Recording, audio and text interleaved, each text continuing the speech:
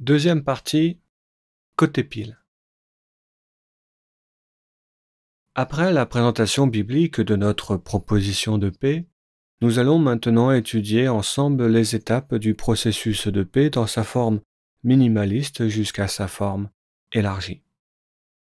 Avant de commencer, je tiens à réaffirmer que notre proposition de paix se veut démocratique, libre et humaniste.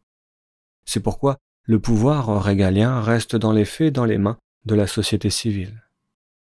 La réalisation d'une vision biblique n'a pas pour finalité de s'opposer à la société civile, mais plutôt de l'aider à s'épanouir et à s'insérer dans une culture et une tradition abrahamique moyen-orientale. La première étape se nomme la Confédération de Jérusalem en préparation du royaume.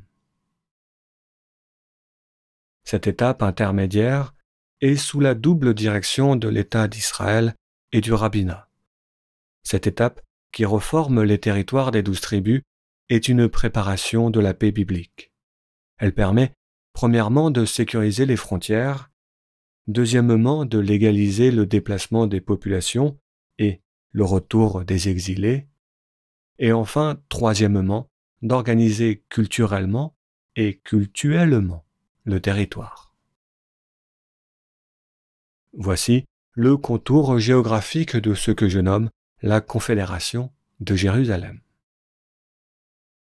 La Confédération de Jérusalem est composée de 3 autorités qui sont réunies dans un État, en préparation du royaume. Les 3 autorités sont les territoires sous l'autorité de Éphraïm, les territoires sous l'autorité de Juda et le territoire sous l'autorité de Benjamin. L'autorité de Éphraïm est régalienne et elle a plein pouvoir sur les territoires de Éphraïm, Manassé, Dan, Gad, Aser, Naphtali, Zabulon, Issachar et Golan. L'autorité de Éphraïm siège à Silo. L'autorité de Juda a un pouvoir partagé avec l'autorité régalienne de Éphraïm. Elle a cependant tout pouvoir sur ce qui ne relève pas du régalien, c'est-à-dire l'éducation, la culture, le travail, la santé, etc. Son autorité s'exerce sur les territoires de Juda, Siméon, Ruben et la Palestine. L'autorité de Juda siège à Hébron. L'autorité de Benjamin est partagée avec l'autorité régalienne de Éphraïm. Son autorité s'exerce sur le territoire de Benjamin et l'autorité de Benjamin siège à Jérusalem. La séparation entre les 2 autorités ayant un très lourd passif belliqueux est apaisée par la géographie d'une rivière et par la sainteté de la région de Jérusalem. Les frontières de la Confédération sont sous la responsabilité de l'arc de Joseph, anciennement Tsahal, et les séparations administratives, qui représentent le tracé rouge sur la carte, sont sous la responsabilité des serviteurs de Moïse, anciennement Mossad. Cultuellement et culturellement, les territoires sous l'autorité de Éphraïm sont majoritairement de tradition juive, avec des minorités musulmanes et chrétiennes.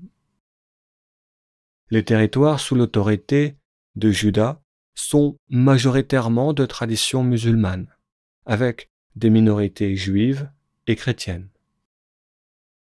Le territoire sous l'autorité de Benjamin est culturellement et cultuellement de tradition abrahamique, c'est-à-dire basé sur une entente juive, chrétienne et musulmane, qui sert de modèle mondial au respect interreligieux. La Confédération de Jérusalem est fondée selon les droits de l'homme, ainsi les droits des minorités et la protection contre les discriminations est consacrée par la société civile. Cependant, les athées et les agnostiques reconnaissent qu'ils vivent dans un état de tradition religieuse.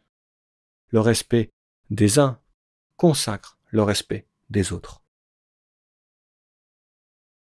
Enfin, pendant cette étape intermédiaire, en signe de sa volonté de faire par le livre et au nom de Dieu l'alliance avec ses frères, le rabbinat est enjoint à consacrer sa volonté pacifique en reconstruisant l'arche d'alliance. Celle-ci sera sous sa garde dans la ville de Silo jusqu'au retour du roi David.